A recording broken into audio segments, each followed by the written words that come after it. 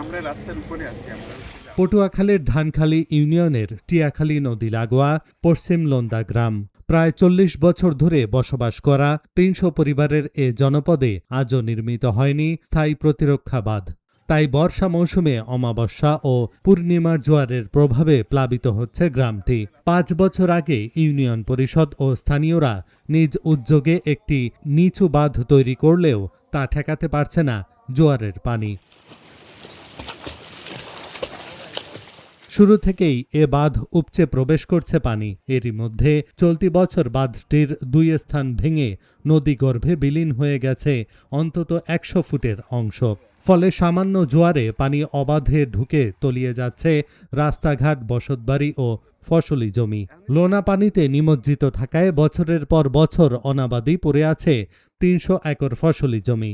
তবে স্থানীয়রা কলাগাছের ভেলায় চড়ে সংবাদ সম্মেলন, মানববন্ধন এবং পানি উন্নয়ন বোর্ড ও এলজিইডিতে একাধিক আবেদন করেও পায়নি স্থায়ী সমাধান। আমাদের এই স্কুল থেকে আসতে অনেক সমস্যা হয়, ঘরে পানি উঠে, ঘরে এমন গান আড়ু পর্যন্ত পানি ওঠে, আমাদের ঘরে থাকা যায় না, রাস্তায় গিয়ে আশ্রয় নেওয়া লাগে, এমনকি সেন্টারে যাওয়া লাগে। আমাদের যদি এখানে একটা রাস্তা হতো তাহলে খুব ভালো হতো আমাদের চলাফেরার জন্য। ৪-৫ বছর ধরে এই যেমন ধর একটা বাঁধ আমরা নিজেরা দিই, কিন্তু ছুটতে মুটতে যায়। এখন এই ছেলে মেয়ে লইয়া স্কুলে যাইতে পারি না, কোনো জায়গায় যাইতে পারি না, একটা ডাক্তার কবিরাজের দ্বারা যাইতে পারি না।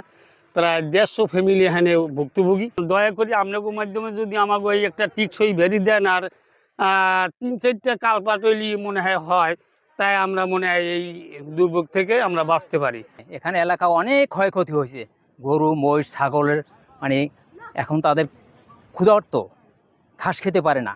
হ্যাঁ, মানুষ অনেক দুর্ভোগে আছে, এমনকি বাসা বাড়ি ভিটায় পানি উঠে গেছে। আমরা গত ২-১ বছর ধরে আমরা বিভিন্ন আন্দোলন করছি, পানিতে দাঁড়িয়ে আন্দোলন, সংবাদ সম্মেলন, তারপর হচ্ছে আমরা পানি উন্নয়ন বোর্ড গেছি, কলাপাড়া পানি উন্নয়ন বোর্ডে একাধিকবার যাওয়া হয়েছে এবং বরিশাল পানি উন্নয়ন বোর্ডে যাওয়া হয়েছে, কিন্তু আমরা কোনো প্রকার আশ্বাস পাচ্ছি না। আমাদেরকে এখানে বলা হয়েছে যে এলজিডির ক্ষুদ্র পানি উন্নয়ন সম্পদ একটা প্রকল্প আছে, ওটা দিয়ে দেওয়া হতে পারে, কিন্তু ওই প্রকল্প আমাদের কলাপাড়ায় কার্যক্রম চালু নেই।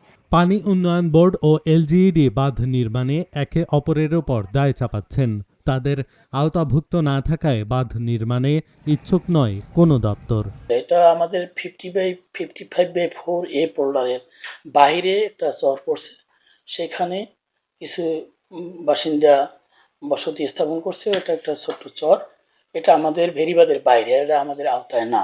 ভেরিবাদের মধ্যে হইলে আমাদের এটা কার্যক্রম আমরা হাতে নিতে পারতাম, যেহেতু এটা ভেরিবাদের বাইরে। এটা স্থানীয়ভাবে তারা বেড়িবাঁধ বা যা কিছু ছোট আকারে তৈরি করছে, এটা এলজিডি কর্তৃপক্ষ ক্ষুদ্র পানি সম্পদের আন্ডারে তারা ব্যবস্থা নিতে পারে, তাদের প্রজেক্ট আছে। পানি উন্নয়ন বোর্ডের কাজ হলো তারা অফ দ্য এনভায়রনমেন্ট তৈরি করে। আমাদের এলজিডি আমরা কোনো এনভায়রনমেন্ট আমরা তৈরি করি না। আমাদের এনভায়রনমেন্টের উপরে আমরা যদি কোনো এনভায়রনমেন্ট থাকে এবং যদি আমাদের আইডিভুক্ত থাকে, তাহলে সেই রাস্তাগুলি আমরা আসলে পাকা করি। তাদের কাছ থেকে আমাদের এমওইউ আছে, তাদের একটা চুক্তি আছে, তাদের সাথে আমাদের সমঝোতা চুক্তি আছে। সেই অনুযায়ী আমরা তাদের অনুমতি সাপেক্ষে এনওসি নিয়ে আমরা ওই রাস্তাগুলি, এমব্যাঙ্কমেন্টগুলি আমরা পাকা করে থাকি। ঘটনাস্থল পরিদর্শন করে প্রয়োজনীয় উদ্যোগ নেওয়ার আশ্বাস দিয়েছেন উপজেলা নির্বাহী কর্মকর্তা। এলাকাটি সরেজমিনে পরিদর্শন করে কি কি সমস্যা এবং কি কি প্রয়োজনীয় ব্যবস্থা গ্রহণ করা যায় এবং সংশ্লিষ্ট ডিপার্টমেন্টকে আমরা এর মাধ্যমে অন্তর্ভুক্ত করে এটা কার্যক্রমটা এগিয়ে নিয়ে যাব। আর আপাতত চলার মতো করে আমাদের উপজেলা প্রশাসন বা এলজিডি থেকে যদি কিছু করার সুযোগ থাকে আমরা সেটা করার চেষ্টা করব। ২ দপ্তরের দায় এড়ানোর অবসান ঘটিয়ে পশ্চিম লোন্দা গ্রামে অচিরেই নির্মাণ হবে স্থায়ী প্রতিরক্ষা বাঁধ, এমন প্রত্যাশা সকলের। Dhaka journal news desk.